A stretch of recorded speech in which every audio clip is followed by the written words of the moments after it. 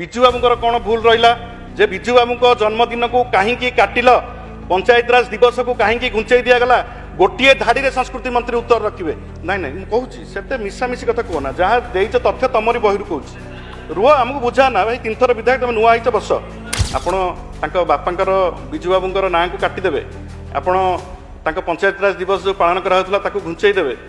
तापर नवीन बाबू से डाकिबे ये की प्रकार राजनीति आपण मैंने करने को चाहते विजु बाबू जब नवीन बाबू भल पाऊन गोटे कौन पारामीटर थिला ना गोटे माप जंत्र अच्छी किए क्या भल पाइब के मीटर पकईकि मापिबे जदि भल पाऊन नवीन बाबू को नवीन निवास ना कहीं देते विजु बाबू किसी जदि तथ्य अच्छी आमको देखा जदि फटो अच्छी नवीन बाबू विषय कि विजु बाबू विषय कौन आप जानते देखा गृह को बीजेपी 9 वर्ष जो विजु जनता दल सहित थिला सेतेबेले विजु बाबू जयंती को मार्च 5 को छुट्टी हिसाब से पालन करथिला कांग्रेस दल जो सरकार थिला 1995 रु 2000 सेतेबेले पालन करथिला कौन दरकार पड़िला कौन आवश्यकता पड़िला विजु बाबू ना को आपण लिभेइबा जो ओडिशार जनमानस चेष्टा करचंती ये केबे भी आपण सफल हेबे नाही। मान्यवर विधायक श्री बोमकेश राय। मान्यवर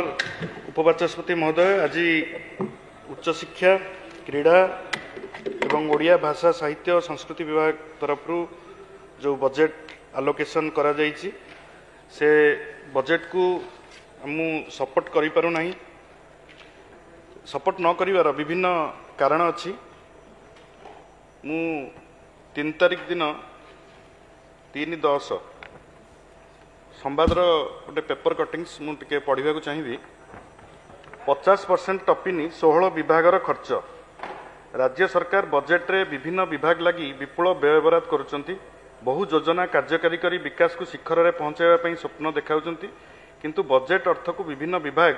ठीक भाव खर्च करि पारु नाहंती। 2024-25 आर्थिक वर्ष आउ किसी दिन पर शेष होगा जाउथबा बेले विभिन्न विभाग खर्च उपर नजर पकाइले निरुत्साहजनक चित्र सामना को आसुची। मुख्यमंत्री मोहन चरण माझी विधानसभा रे दैथिबा तथ्यरु जना पड़िछि जे अनेक विभाग खर्च रे पछुआ रहिचंती। 2025 जनवरी 31 सुधा 16टी विभाग बजेट रे दिया जाइथिबा 50% राशि भी खर्च करि पारि नाहंती। सेथिरु क्रीड़ा और युव सेवा विभाग पई 1253 कोटी 23 कोटी टंका लक्ष टंका दि जाइथिला बेले 2025 मार्च 31 सुधा सेथिरु 19.77% अर्थ अर्थात 247.79 करोड़ टंका खर्च होइछि मात्र 20% रु कम एवं ओडिया अस्मितार नारा दे निर्वाचन रे विजयी होइथिबी दाबी करुथबा भारतीय जनता पार्टी सरकार 2024-25 बजेट रे ओडिया भाषा साहित्य और संस्कृति विभाग पई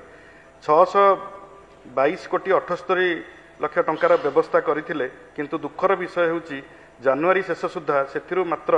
168 कोटी 75 लक्ष टंका खर्च होइछि। यह बजेट अटकलर मात्र 27% 10%।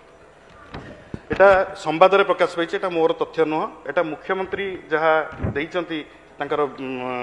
उत्तर गृह को सेटा को से प्रकाश करचंती एवं अन्य कारण गुड़िक होउछि मु आगे भाषा साहित्य संस्कृति विभाग को जीवी आमर विधानसभार जैनिक मान्यवर सदस्य जयनारायण मिश्र गोटे प्रसंग आनिथिले कौशल प्रसंग जे पश्चिम ओडिशा संबलपुरवासी भूल करचंती ओडिशा सहित जोड़ी हबाकू एवं ताकू आमे विभिन्न दाबी करथिलु एवं मुख्यमंत्री विवृत्ति दाबी करथिलु सेथिरे मान्यवर मुख्यमंत्री विवृत्ति देले ना आईनी मंत्री विवृत्ति देइथिले किंतु मु एही परिप्रेक्षी रे कहि रखिबा को चाहे जे ओडिया अस्मितार कथा कहि कि सरकार को आसीथिबा बीजेपी रो नेतृत्वाधीन सरकार चली किंतु तांकर जने वरिष्ठ विधायक यही कथा को उठेई सारा ओडिशा रे वर्तमान चर्चार विषय होईछि जहाकू मान्यवर मुख्यमंत्री केवल जदि कही था उत्तर रखी था शोभा पाई था मुझे कही रखा चाहे जे स्वतंत्र ओडिशा गठन रे संबलपुर भूमिका कौन थिला। संबलपुर वेस्टर्न ओडिशा जितेबाला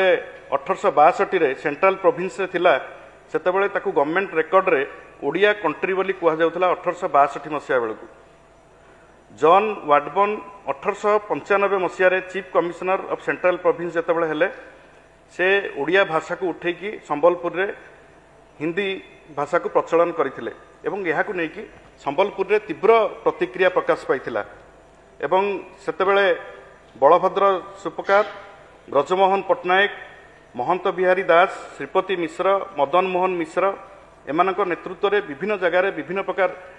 ବିକ୍ଷୋଭ କରାଯାଇଥିଲା ଯେ ସମ୍ବଲପୁରରେ ଓଡ଼ିଆ ଭାଷା ପ୍ରଚଳନ ହେଉ। ସମ୍ବଲପୁରର ଅଫିସ ଗୁଡ଼ିକରେ କୋର୍ଟରେ ଓଡ଼ିଆ ଭାଷାର ପ୍ରଚଳନ ନେଇକି ସେମାନେ ବହୁ ସଂଘର୍ଷ ଏଥିପାଇଁ କରିଛନ୍ତି ଏବଂ ବାସୁଦେବ ସୁଧଳଦେବ ଏ ସମ୍ବଲପୁର ହୈତେସିନୀ ଲେଖୁଥିଲେ, ସେତେବେଳେ ଓଡ଼ିଆ ଗୋଟେ ପତ୍ରିକା ବାହାର କରୁଥିଲେ, ସେଥିରେ ସେ ବହୁ କଥା ଲେଖିଛନ୍ତି ଏଇ ଓଡ଼ିଆ ଭାଷା କିଭଳି ଭାବରେ ସମ୍ବଲପୁରରେ ପୁଣି ଥରେ ହିନ୍ଦୀ ଭାଷା ବଦଳରେ ପ୍ରତ୍ୟାହାର କରିକି ପ୍ରତିଷ୍ଠା ହେବ, ସେଥିପାଇଁ ଇଂରେଜ ସରକାର ବିରୁଦ୍ଧରେ ବହୁତ କଥା ସେ ଲେଖିଛନ୍ତି। ଯେ ଧରଣୀଧର ମିଶ୍ର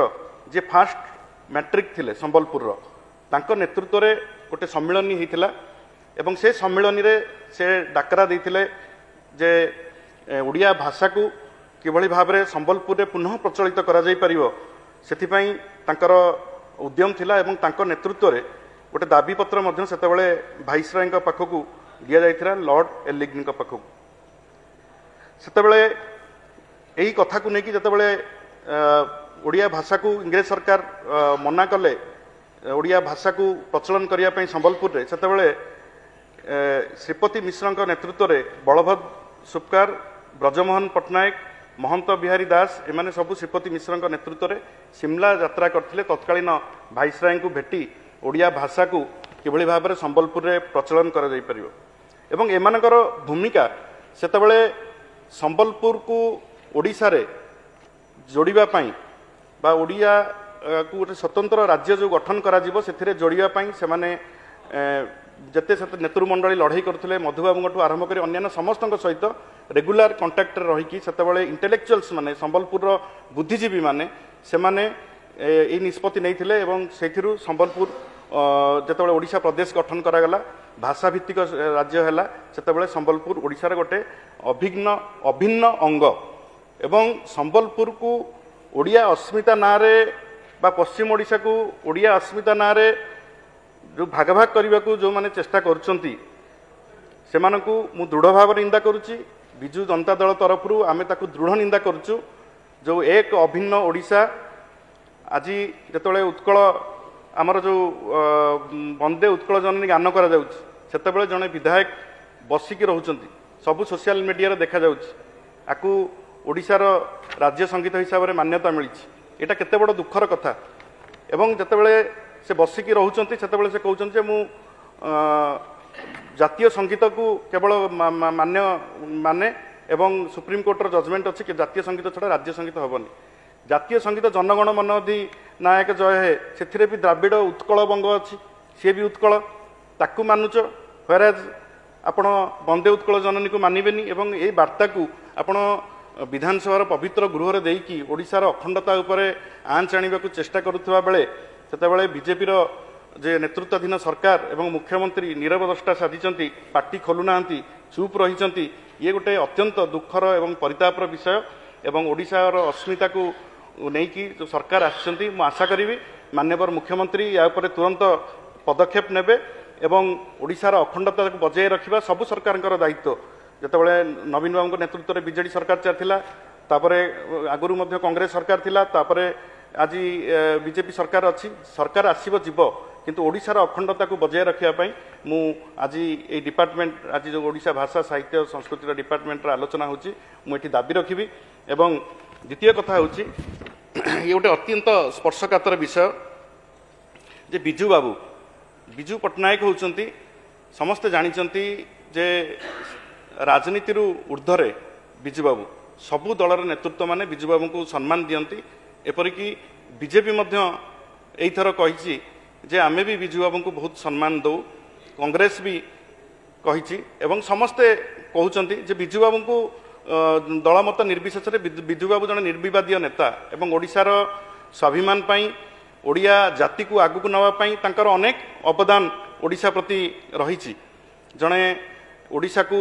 ଆଧୁନିକ ଓଡ଼ିଶାର ନିର୍ମାତା ଭାବରେ ତାଙ୍କର ଅନେକ ଅବଦାନ, ହୀରାକୁଦ ଜଳଭଣ୍ଡାରଠୁ ଆରମ୍ଭ କରିକି ଆମର ଇସ୍ପାତ କାରଖାନା ରାଉରକେଲାଠୁ ଆରମ୍ଭ କରି ପାରାଦୀପ ବନ୍ଦରଠୁ ଆରମ୍ଭ କରି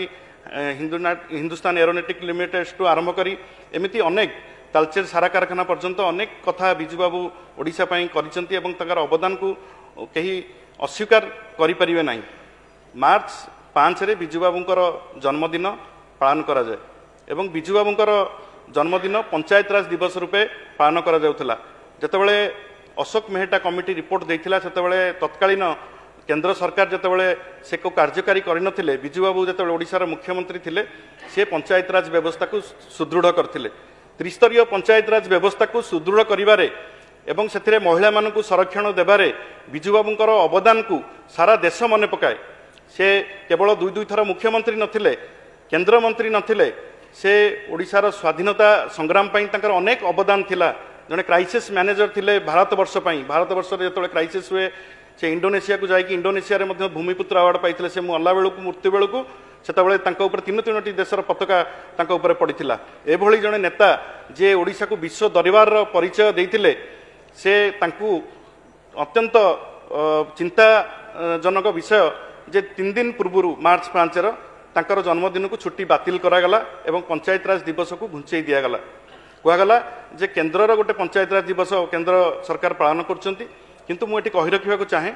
जे 1993 मसीह यही पंचायत राज व्यवस्था जो पंचायत राज मार्च 5 रे पालन करा जाउथला एवं बिजु बाबू को जो डेट रे मार्च 5 रे ताकू छुट्टी बोली घोषणा करा जाउथला जन्म दिवस को। तो यही जो उद्देश्य रखिकी जो भिन्नमन्यता रखी जो मन भितर अनेक कथा रही सरकार ताकू से माने काटिदेले गोटे चक्रांत स्वतंत्र भाव में करागला जे बिजु बाबूंकर जन्म दिवस को छुट्टी कैंसल बातिल करा जिवो एवं पंचायत राज दिवस को घुंचई निया जिवो एवं ताकू नेकी कौन कले ना ताकू घुंचैले से दिन जो प्रोग्राम होउतला संस्कृति विभाग तरफ बोधे होउथबो सेथिरे नवीन बाबू को डाकिले आपण तांको बापांकर बिजु बाबूंकर नाँ को काटिदेवे आपण तांको पंचायत राज दिवस जो पालन करा होउतला ताकू घुंचई देवे तापर ताकू नवीन बाबू को सेटिकी डाकिबे। ये की प्रकार राजनीति आपण माने करिया को चाहुचंती। ओडिशा रे एभली राजनीति को केबे भी ओडिशा रे 4.5 कोटी जनसाधारण प्रश्रय देबे नाही एवं आपण जो उद्यम करिसंती किछि विधायकक जरिया रे कुहाइले जे बिजु बाबू तांको पुत्रंक नारे नवीन बाबूंक नारे कुहाइले जे बिजु बाबू कोडे नवीन बाबू भल पाउ नथिले। त बिजु बाबू जदि नवीन बाबू भल पाउ नथिले ओटा कोन पैरामीटर थिला ना गोटे माप जंत्र अच्छी किए क्या भल पाइब केते से मीटर पकईकि मापिबे। ताले बिजु बाबू नवीन निवास ना कहीं देते नवीन बाबू तो राजनीति को आसी ना से जदि भल पाउ नथिले नवीन बाबू को नवीन निवास ना कहीं देते बिजु बाबू ये केमती जानिले जे बिजु बाबू कौन भल पाउथिले कि न पाउथिले। जो विधायक माने कहउचंते ऐतिहासिक हो गलानी विधायक रु आ भितर प्रथम थर विधायक तांकर जो औद्धत्यपूर्ण कथबार्ता एवं जनक परिवार विषय रे किछि न जानी किछि जदि तथ्य अछि हमकु देखांतु जदि फोटो अछि नवीन बाबू को विषय कि बिजु बाबू विषय कौन आप जानते ताले देखांतु गृह को अଯଥା विभ्रांत गृह को नकरी अଯଥା ओडिशावासी को विभ्रांत नकरी जड़े 24 वर्षर मुख्यमंत्री आउ जड़े होती बिजु बाबू प्रबाद पुरुष तांको विषय कहया पूर्व 10 थर भावी चिंतिकी कहया उचित। केवल निजर महत्व आकांक्षा पूरण करने बा निजको प्रतिष्ठित करने निज दल में एभली कथा कहीकि खुशी होउथबा किछि विधायक मानकु मु दृढ़ भाव में एठी निंदा करछि। एभली कथा बिजु बाबू को एवं नवीन बाबू ऊपर जो सारा भारतवर्ष प्रशंसा करुच्ची वाजपेयी जी प्रशंसा करछंती जे बिजु बाबूंकर पारंपरिक विरोधी जानकी बाबू कहते झड़र ईगल माटीर मूर्तिकार जेते विरोधी बिजु बाबूंकर समस्ते बिजु बाबू को प्रशंसा पोती पकईचंती। आज बिजु बाबू नहांती स्वर्ग में अछंती। अच्छा नवीन बाबू कौन कले कि आउ किए कौन बिजु बाबू को भल पाइला न पाइला बिजु बाबूंकर कौन भूल रहिला। मु संस्कृति मंत्री की गोटे प्रश्न करने चाहे जे बिजु बाबू को जन्मदिन को कहीं काटिल पंचायत राज दिवस को कहीं घुंचई दिगला गोटे धाड़ी रे संस्कृति मंत्री उत्तर रखिए गोटे धाड़ी रे अଯଥା एपटे घिरी न करी पुओ बापा बो बिजु जनता दल ए विषय न कही कौ दल कौन कला क्या पुओ कौन कला बड़ कथा नुह। बिजु बाबू स्वर्ग में अच्छी अमर आत्मा स्वर्ग में अच्छी। आपण कौन निष्पत्ति नहीं कौन पाई बीजेपी सरकार निष्पत्ति ना आपण तो आम सांगे थिले आपण आम सांगे जिते थिले बिजु जनता दल बीजेपी गठबंधन सरकार थिला सेतेबेले आपण आपको पालन करथिले आपण पालन करथिले। बीजेपी 9 वर्ष जिते बिजु जनता दल सहित थिला सेतेबेले बिजु बाबू जयंती को मार्च 5 को छुट्टी हिसाब से पालन करथिला। कांग्रेस दल जिते सरकार थिला 1995 रु 2000 सेतेबेले पालन करथिला। कौन दरकार पड़िला कौन आवश्यकता पड़िला बिजु बाबू ना को आपण लिभेइबा जो ओडिशार जनमानस चेष्टा करछंती ये केबे भी आपण सफल हेबे नाही। बिजु बाबू ओडिशा लोकंक हृदय रे अछंती एवं रहिबे मु मान्यवर मंत्री को अनुरोध करी मान्यवर मंत्री से संस्कृति उपर यथेष्ट ज्ञान अच्छी से विष्णु सेठी पुओ से आजे बाजे लोक नुह मुझे जानी संस्कृति उपर ज्ञान अच्छी गोटे धाड़िकिया उत्तर देवे जे आम यही कारण विजु बाबूंकर पंचायत राज दिवस को जन्म दिवस घुंचेलु आम यही कारण छुट्टी को बातिल करू गोटे धाड़ी रे उत्तर देवे आउ घिरी घिरी घिरी घिरी कर बुलेबे नहीं मु वर्तमान आसबि उच्चशिक्षा विभाग को उच्चशिक्षा विभाग रे आमर सौभाग्य जे उच्चशिक्षा विभाग रे जड़े यंग मिनिस्टर अच्छा उच्चशिक्षा विभाग रे आमर जड़े केंद्र मंत्री अच्छा से दुई जन जाक चालाक धर्मेंद्र प्रधान बहुत चालाक बहुत श्रीयुट ये भी कम बयस हेले भी ये भी चालाक तो मोर कहया कथा दुई जन जेहेतु केंद्र मंत्री आ राज्य मंत्री अच्छा जे केन्द्र रु केते पैसा आम राज्य को आपण आनी पारिबे ए विषय उपरे आपण टिके ध्यान देबे एवं मु आपण को 2023-24 रे बजेट थिला 4014 लक्ष 2024-25 रे 3000 कोटी 782 एटा थिला एबे हेची 3655 तो मोर ये कहबार कथा होची नाई नाई मु कहूची सेते मिसामिसी कथा कहना जहाँ देइछ तथ्य तमरी बहिरु कहूची रुह आमको बुझा ना भाई 3 थर विधायक तुम नुआ आइछ बस शुण शुण तमे बस ठीक अछि तमे बस तमे सप्लीमेंटरी तो करिवो तमे जतले सप्लीमेंटरी करिवो सेतले हिसाब दबो बजेट शुण मु भी दउची एनुअल बजेट रो हिसाब दउची शुण एनुअल बजेट रो हिसाब दउची शुण एनुअल बजेट रे उच्च शिक्षा विभाग शुणु उच्च शिक्षा विभाग रे आपण कहतु आपण माने कहतु मु कहूची आपण माने उत्तर दियंतु जे उच्च शिक्षा विभाग रो बजेटटा 1.3% हबो टोटल बजेट रो आपण जतेबेले बजेट देले